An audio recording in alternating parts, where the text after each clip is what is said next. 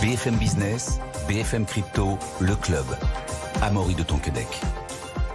Bonjour à tous, c'est le club BFM Crypto. Soyez les bienvenus dans le Web3 français. Nous avons deux licornes. Je rappelle qu'une licorne, c'est une entreprise valorisée à plus d'1 milliard de dollars. Nous avons Ledger qui conçoit et commercialise des portefeuilles crypto physiques et Sorare, une plateforme qui mêle l'univers des NFT et du sport. Et j'ai le plaisir de recevoir pour la première fois sur ce plateau Sorare avec Jennifer Douard. Bonjour Jennifer. Bonjour Amaury. Vous êtes directrice des affaires publiques chez Sorare. On va voir que le Web3 est peut-être en train de révolutionner l'industrie du gaming. Pour en parler aussi, il faut aussi surveiller ce qui va se passer en 2024 côté régulation. J'ai le plaisir d'accueillir Faustine Fleuret. Bonjour Faustine. Bonjour Amaury. Présidente de l'ADAN. Et le Bitcoin saigne aujourd'hui. On va voir ça avec Valentin Demey, directeur des contenus chez Cryptost et CEO de Cube3. Et Valentin, vous avez peut-être une explication, mais d'abord, on analyse la situation d'un point de vue technique avec Xavier Fenot, associé chez Interactive Trading. Bonjour Xavier. Bonjour Amaury. Xavier, on perd 10% sur le Bitcoin en une semaine, et dont 5% aujourd'hui. On est passé tout à l'heure sous les 39 000 $, Xavier. Oui, c'est vrai que l'enthousiasme un peu post-ETF Bitcoin Spot retombe, en fait, comme s'il y avait une déception que le marché finalement n'atteigne pas ses records historiques rapidement après cette approbation. Alors, on avait déjà eu une première alerte sur Bitcoin à la rupture des 44 000 $. Et puis, c'est surtout 41 000 $. Ça, c'était vraiment la grosse zone technique de la fin de l'année 2023 qui suscitait en fait systématiquement des réactions positives. Et au bout d'une dizaine de relances, elle a cédé. Donc, c'est vrai que ça dégrade la configuration à court terme. En tout cas, tant que les 40 000 $ ne seront pas reconquis. Alors maintenant, si on dézoome au-delà du fait donc, que le Bitcoin progresse encore de 70% en un an, on a les 36 000 $ comme point clé. Ça, c'est une moyenne mobile à 20 semaines, pour ceux qui font un peu d'analyse technique, qui avait déjà en fait relancé la dynamique haussière en 2023, après 2 longues phases de consolidation qui avaient duré entre 2 et 3 mois. Et puis, si on se projette un petit peu plus loin, là, on a vraiment un plancher en béton armé, les 31 000 $ que tout le monde connaît. C'était les plus hauts de 2023 jusqu'à ce qu'ils cèdent fin octobre, par anticipation justement de l'approbation ETF Bitcoin Spot. Donc, il y a la tendance de fond qui est largement haussière et qui est bien en place, même si c'est vrai qu'à court terme, on a une petite pression vendeuse, vous l'avez dit, qui s'installe depuis quelques jours, qui pourrait d'ailleurs même laisser place, pourquoi pas. Alors attention, je ne suis pas là dans une prédiction, mais c'est plutôt une hypothèse de travail, faut savoir être prêt à tout. Laisser place, pourquoi pas, à une petite panique de liquidation de positions trop exposées, ce qu'on peut appeler techniquement un spike, ce qui serait finalement l'occasion de faire ces soldes un peu et rentrer sur le marché à bon compte. Donc je suis plus dans l'esprit effectivement que l'opportunité est proche, que le début d'un bear market, et qu'on est plus dans une phase de correction à court terme un peu plus intense que ce qu'on a connu ces dernières semaines, que vraiment d'un changement profond de psychologie de marché. Voilà, ça pourrait donner éventuellement à certains l'occasion de se positionner pour ceux qui auraient voulu le faire, mais qui ont un peu manqué, entre guillemets, la hausse. Merci beaucoup, Xavier Fenot, associé chez Interactive Trading. Bonne journée, Xavier.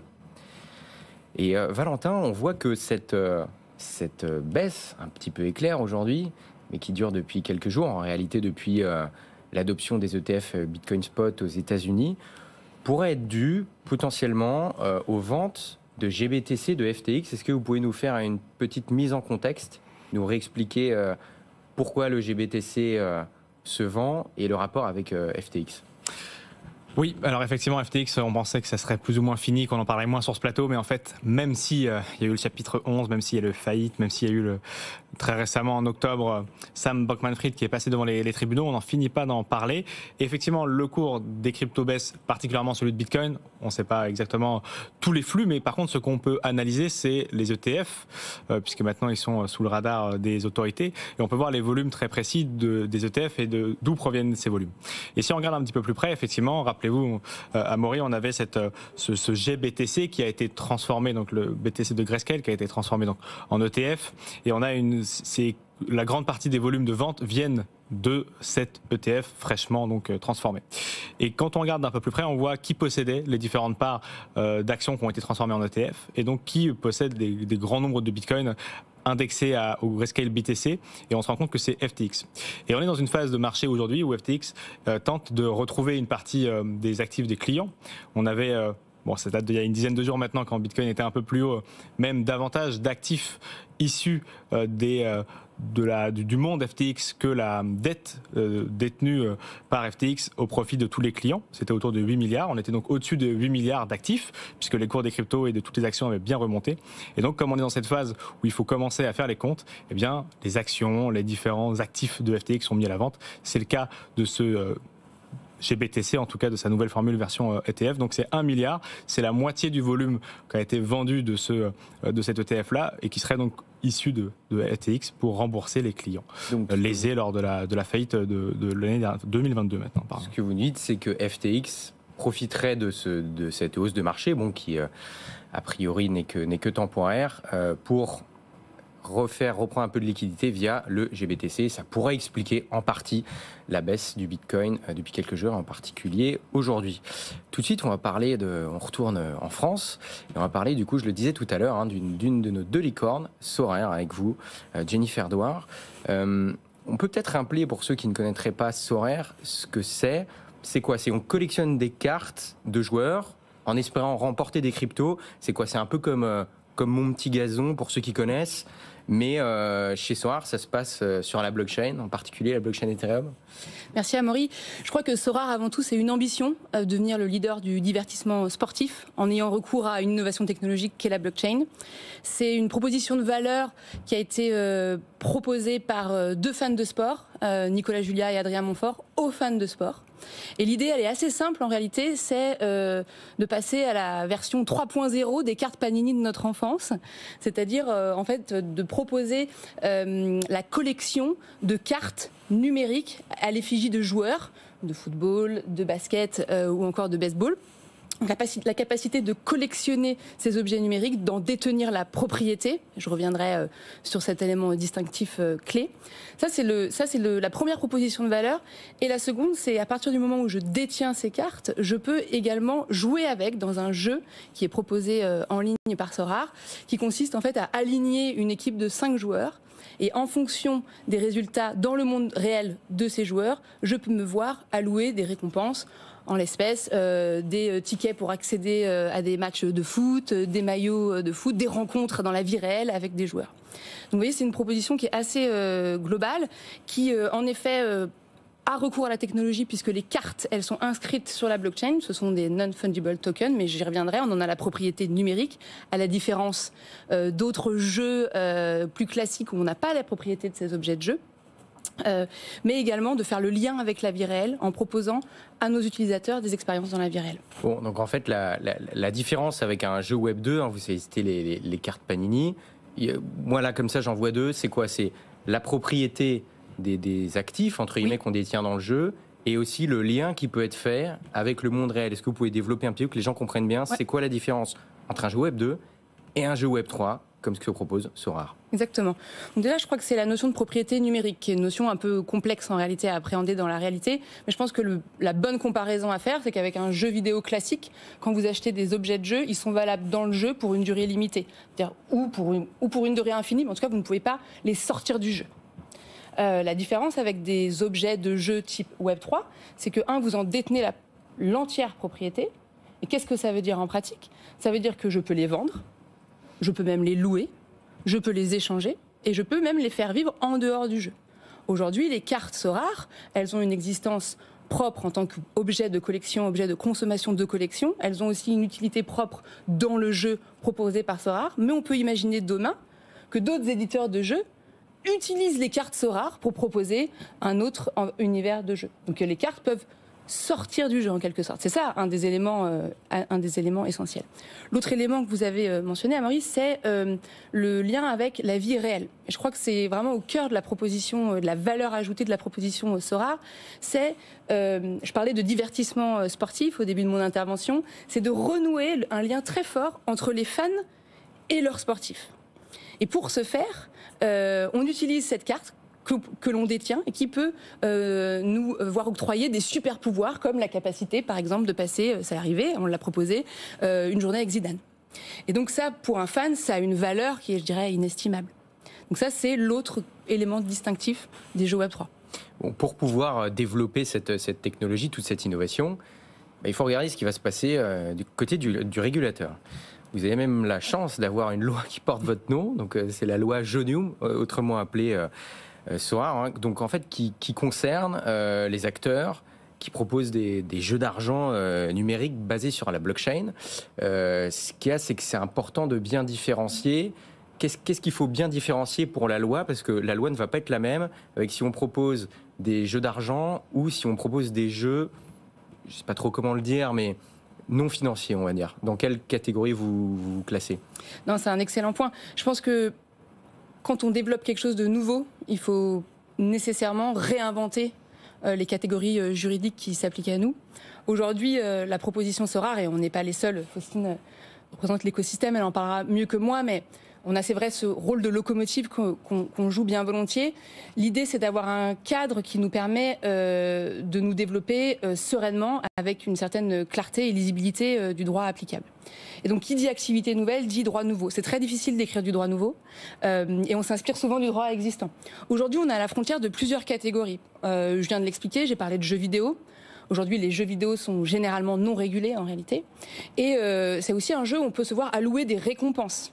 Et j'ai expliqué aussi que les cartes que l'on émet, elles ont une valeur, puisqu'on peut les échanger, les vendre, voilà. Et donc, ces éléments-là ont en effet titillé quelque part à un moment les régulateurs et les législateurs en disant mais il se passe quelque chose. Il y a un transfert de valeur au sein du jeu. Voilà, et surtout la nécessité ultime de protéger l'utilisateur et le consommateur, ce qui est aussi au cœur, bien sûr, des préoccupations de SORAR. Et donc on se retrouve à la frontière, on a parlé de jeux vidéo, on a parlé aussi de jeux d'argent et de hasard, parce qu'on comprend bien certains éléments avec lesquels on peut faire un parallèle, et puis aussi toute l'industrie crypto qui est aujourd'hui visée par un type de réglementation en France et puis demain au niveau européen. Et donc comme on s'est retrouvé à la croisée de tous ces chemins, on s'est dit qu'il fallait probablement collectivement, et c'est une initiative que nous avons soutenue mais qui a été portée bien sûr par le gouvernement et également par les parlementaires, la nécessité de développer un cadre ad hoc, et c'est le cadre que vous mentionnez qui est applicable aux jeux, aux objets numériques monétisables, le cadre Jonium. Justement, Faustine, on peut peut-être prendre un petit peu de recul et refaire un petit peu un point sur toute la réglementation Web3 en cours. On sait qu'on a MiCA, Market in Crypto Asset, donc règlement européen qui est censé harmoniser tout ce qui va se passer du côté Web3 en l'Union européenne, qui entrera en application à la fin de l'année. Mais dedans, on n'a pas techniquement les NFT, les non-fungible tokens, donc notamment utilisés par SORAR. Mais pour ça, on a le SREN, donc, qui est un projet de loi qui veut dire sécuriser et réguler l'espace numérique. Et dans ce projet de loi, on a le fameux article 15, appelé loi SORAR ou Jonium. Faustine, c'est ça dont on parle là. Comment est-ce qu'on peut comprendre la différence entre à la fois MiCA, à la fois SREN et à la fois Jonium? Alors oui, on va démêler un peu tout ça parce qu'effectivement, on connaît depuis un certain temps, on parle beaucoup du règlement MiCA, du règlement européen, qui en fait n'est pas une réglementation du Web3. Le Web3, c'est un nombre de cas d'usage très diversifiés, des cas d'usage qui peuvent être financiers et des cas d'usage qui peuvent être non financiers. Donc MiCA, c'est une réglementation pour les marchés de cryptoactifs. Donc pour les marchés primaires et les marchés secondaires de cryptoactifs, voilà, des services comme la conservation, comme l'échange. Et effectivement, l'Europe s'est inspirée de ce qu'a fait la France il y a déjà plusieurs années avec notre réglementation des PSAN, des prestataires de services sur actifs numériques, pour faire cette réglementation européenne qui, comme vous l'avez dit, entre en application à la fin de l'année. Et ça a été beaucoup de débats au moment des trilogues européens sur MiCA, puisque justement, je l'ai dit, MiCA ne se veut pas être une réglementation du Web3 et il ne fallait pas que MiCA soit une réglementation de l'ensemble du Web3. Et donc, par exemple, la finance décentralisée, ce n'était pas un vecteur adapté, tout comme les nouveaux usages qui impliquaient des NFT, des jetons non fongibles. Donc effectivement, ce qui a été la bonne approche que l'UE a finalement adoptée, c'est que tous les NFT, toutes les activités sur NFT ne sont pas forcément couvertes par cette réglementation européenne MiCA.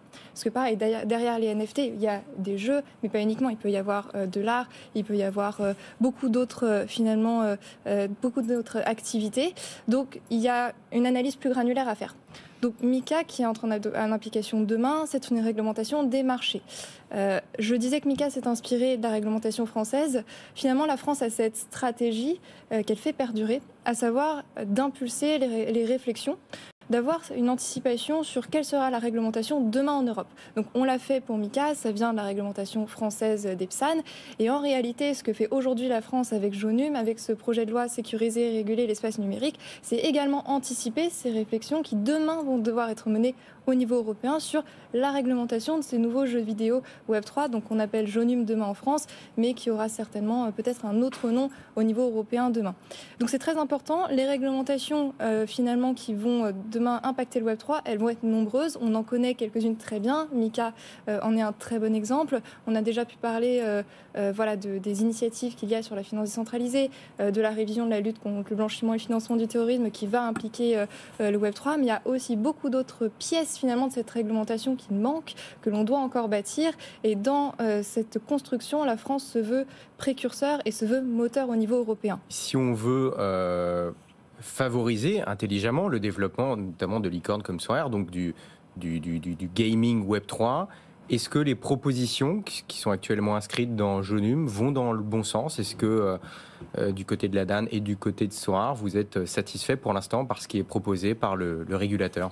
Alors dans tous les cas, avoir cette clarté, avoir cette lisibilité, parce que les acteurs vont pouvoir anticiper quelles vont être les règles applicables, c'est une bonne chose. Ensuite, l'approche qui a été adoptée, Jennifer en a un peu parlé, c'est justement considérer les Jonum comme une nouvelle activité qui n'est pas qualifiée déjà par la réglementation, et donc il fallait une nouvelle définition et il fallait des nouvelles règles. Donc ça, c'est une excellente approche quand on sait que, et Jennifer l'a bien expliqué avec en illustration Sorare, le support technologique est différent, les finalités sont différentes, que peuvent être les... qui est posé spécifique à cette nouvelle activité-là. Donc, voilà, ça va dans le bon sens de ce côté-là. Voilà, et ce qui a été décidé, même si on attend encore la commission mixte paritaire pour valider le texte final, c'est que cet encadrement des Jonum demain soit une expérimentation de 3 ans. C'est-à-dire que forcément on est sur un secteur qui est encore émergent. On a des grands champions comme Sorare, on a d'autres acteurs qui sont justement pris dans cet appel d'air, et tant mieux de cette dynamique. Les jeux vidéo, même Web 2, les jeux vidéo en général, c'est une économie extrêmement dynamique. En France, c'est 5 milliards de chiffre d'affaires, c'est 18 000 emplois, et c'est ce que le Web 3 va permettre de perdurer, ce positionnement finalement très compétitif de la France en la matière. Et pourquoi je dis ça? Cette expérimentation que finalement Jonum va mettre en place, ça se veut pouvoir donner la capacité aussi bien à des grands champions qu'à des plus petites start-up de construire tout en se mettant en conformité avec un cadre qui se veut peut-être national aujourd'hui, mais assurément la réglementation elle sera européenne demain. Jennifer, est-ce que ce que propose Jonum, autrement dit loi Sorare, pour l'instant, on attend que la commission mixte paritaire dans les semaines à venir se positionne sur le texte final, mais pour l'instant, ce qui est proposé, est-ce que ça va dans le bon sens pour vous? Déjà, c'est vrai que les travaux sont en cours. Donc, je crois qu'on doit faire preuve d'une extrême prudence et laisser les parlementaires faire leur travail. Ça, c'est central. Bien sûr, on a eu à cœur, et avec la DAN, et c'est la raison aussi pour laquelle Sorare a rejoint la DAN en tant que membre actif, d'essayer de travailler de concert avec les parties prenantes. C'est très important.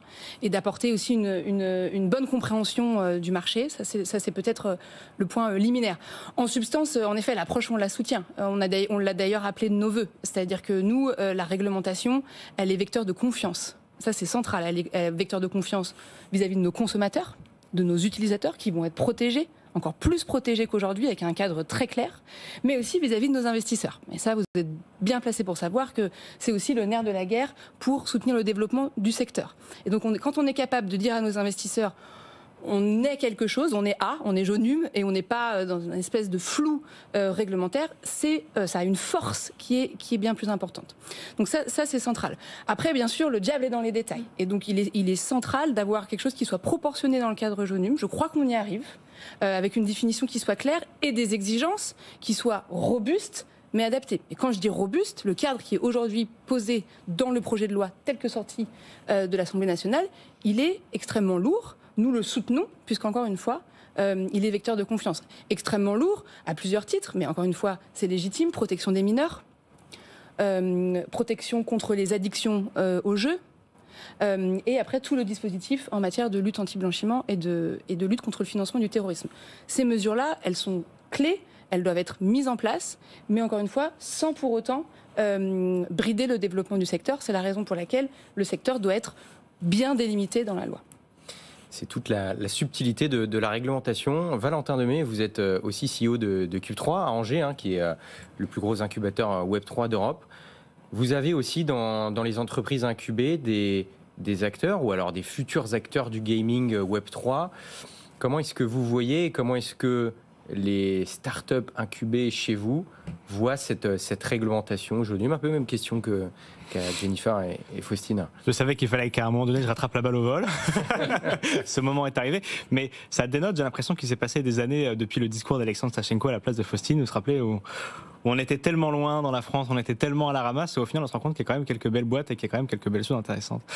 Ce qui concerne Cube3, effectivement, il y a des entreprises qui travaillent dans le secteur des NFT, des entreprises même, et vous en avez touché un mot sur la manière dont c'est fait, Jennifer, qui font de la location de NFT. Et c'est toujours la même problématique, même si c'est celle qu'on a sur l'ensemble du secteur et qu'on la DAN défend, qu'on défend avec le conseil d'administration, qu'on défend sur ce plateau, mais c'est la grande chimère de savoir est-ce qu'il faut protéger le consommateur ou est-ce qu'il faut laisser faire l'innovation, et l'eau et le feu, où est-ce que s'arrête cette frontière. A priori, on essaye de plus en plus de trouver le juste milieu. Il faut, et je ne vais pas faire le même discours que Jennifer, parce qu'il a très bien été fait, avoir cette manière de catégoriser ces actifs-là.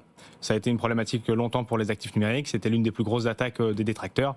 Maintenant, c'est résolu avec le PSAN. Ça sera résolu demain avec Mika. Ça sera résolu aussi avec les NFT. Et rappeler aux gens que les NFT, c'est pas que les images de singes sur les plateformes de trading. John Karp en parlait très bien hier. C'est tout un écosystème, c'est tout un sous-jacent technologique. Et puisqu'il est novateur, il faut donc être en capacité de l'encadrer de la meilleure manière que ce soit. Je connais pas les règles très très précises du texte. Je sais que Faustine le guette particulièrement bien, mais a priori, on se dirige vers la bonne direction. En tout cas, ça a l'air. En tout cas, le fait qu'il y ait un cadre spécifique qui soit créé va dans le bon sens, parce que ça veut dire qu'on essaie de s'adapter à chaque cas de business pour que la réglementation puisse répondre à la fois aux besoins des acteurs et à la protection des consommateurs ou clients. Jennifer, c'est quoi les objectifs de Sorar cette année ou les actualités au-delà de la réglementation? Je ne sais pas si vous aviez souvent en début d'année, on se dit bon, c'est quoi vos bonnes résolutions? C'est quoi vos projets cette année chez Sorar? Non, on en a. Je crois qu'on a une feuille de route qui est extrêmement claire et extrêmement précise, qui a été détaillée par notre CEO Nicolas Julia. Priorité numéro 1, c'est démocratisation de notre produit et développement de notre produit. Et qu'est-ce que ça veut dire? On a lancé un nouveau mode de jeu qui s'appelle Rivals au tout début de l'année. C'est un mode de jeu qui vous permet en fait de challenger en amont d'une compétition sportive vos amis via l'appli Sorar en composant une équipe. On parle de quel sport là? C'est essentiellement le football. Donc c'est quoi? C'est football? Nous, on a le football. Baseball et basketball. Exactement. Et là, ce produit-là, Rivals, on se concentre. Là, en l'espèce, le cas que j'ai en tête, c'est sur les compétitions de football. Mais l'idée, en fait, c'est d'avoir un produit qui est beaucoup plus interactif et qui vous permet d'échanger en temps réel, encore une fois, avec vos copains le soir sur un canapé en regardant un match de foot. Donc ça, ça traduit une volonté vraiment de démocratiser le produit. Les jeux Web3, c'est plus des produits de niche, ça doit être des produits grand public. Et pour nous, c'est un levier de croissance qui est extrêmement important. Donc démocratisation du produit et bien sûr pérennisation de nos activités, ça va de pair. La pérennisation de nos activités dans le temps. Sorar à 5 ans. C'est à la fois tout petit puis à la fois très grand. Maintenant, on n'est plus une toute petite start-up, on est une scale-up. Et donc, pour pérenniser ces activités, il faut que le secteur se structure. Encore une fois, c'est le signe qu'on voulait envoyer en rejoignant la DAN. Pour structurer le secteur, il faut bien sûr aussi que les évolutions réglementaires aillent dans le bon sens, pas qu'au niveau français, aussi au niveau européen et au niveau américain. On est très présent aux États-Unis aussi. Notre ADN, il est éminemment international. Comme vous l'imaginez, la communauté des fans de sport, elle n'a pas de frontières. Donc c'est aussi un enjeu central et qui rejoint, je crois, aussi les priorités de la DAN. Faustine, pour la DAN cette année, des bonnes résolutions, des choses en particulier à surveiller? Quels objectifs? Alors, toujours beaucoup de choses à faire, toujours beaucoup de choses à surveiller, puisque le piège dans lequel il ne faudrait pas qu'on tombe, et notamment en France, c'est de nous reposer sur nos lauriers, parce qu'effectivement, on a déjà beaucoup fait sur la réglementation des marchés de cryptoactifs, on a inspiré Mika plutôt d'une façon positive, mais voilà, je le disais, la réglementation du Web3 c'est Mika parce que les marchés de cryptoactifs, mais ça va être tout le reste. Et sur la finance décentralisée, sur les métavers, il y a encore beaucoup de choses à faire. Et donc pour nous, beaucoup de choses à surveiller pour que les débats aillent dans le bon sens. Parce qu'on a pu le voir par exemple l'an dernier, même des faillites outre-Atlantique de gros acteurs vont impacter les débats de notre côté de l'Atlantique, avec par exemple l'enregistrement renforcé des PSAN parce qu'en réaction à FTX. Donc pour nous, c'est toujours rester dans cette position, dans cette posture de pédagogie sur qu'est-ce que le Web3 de façon générale. Ce sont des applications financières, pas que financières. Comment et pourquoi bien réguler, pourquoi une réglementation adaptée, pourquoi proportionnée, parce que le secteur, c'est avant tout des nouveaux entrants qui ont besoin de se structurer, de se professionnaliser, tout en faisant face à une réglementation qui arrive quand même très vite. Le secteur se fait réguler extrêmement vite par rapport à d'autres industries bancaires et financières, où la construction de la réglementation a pris des années. Donc il faut toujours rappeler que derrière effectivement ces objectifs qui sont indispensables d'atteindre la protection de l'investisseur, de lutter contre les abus de marché, contre la criminalité financière, etc., il y a la réalité économique de cet écosystème de jeunes entrants, mais aujourd'hui et de plus en plus aussi d'institutionnels pour qui avoir des partenaires sérieux, crédibles, bien identifiés et en premier lieu en France et en Europe, c'est une brique essentielle pour pouvoir se projeter. J'ai déjà dépassé le temps, mais Valentin, quelques-uns rapidement, Cube 3, c'est quoi les objectifs cette année ? Poursuivre ce que vient de dire effectivement Faustine, être le meilleur, et j'ai l'habitude de le dire sur ce plateau, pendant 3, 4, 5 ans c'est bien, mais il faut l'être pendant 30 ans pour qu'on finisse en tête du podium. Et pour ça, effectivement, avoir une réglementation claire. On parlait tout à l'heure pour Sorar est tout devant l'achat, enfin le mouvement, donc forcément c'est eux qui prennent les premières briques de la réglementation, mais elles vont s'imposer pour les nouvelles structures que nous on accompagne. Et puis effectivement être prêt à regarder les nouvelles innovations. On structure aujourd'hui des innovations qui datent d'il y a 5-6 ans, ça reste très jeune, mais effectivement les nouvelles arrivent et continuer à avoir ce regard attentif pour que la France et l'Europe continuent d'être leaders ou en tout cas bien placés sur ce secteur. Merci Valentin Demey, CEO de Cube3 et directeur des contenus chez Cryptos. Jennifer Douard, merci d'avoir été avec nous, directrice des affaires publiques chez Sorar. Faustine Fleuret, présidente de l'ADAN. Merci de nous avoir suivis. Bonne journée, bonne soirée, à demain 15h. Tout de suite, c'est BFM Bourse avec Guillaume Sommerer. BFM Business, BFM Crypto, le club.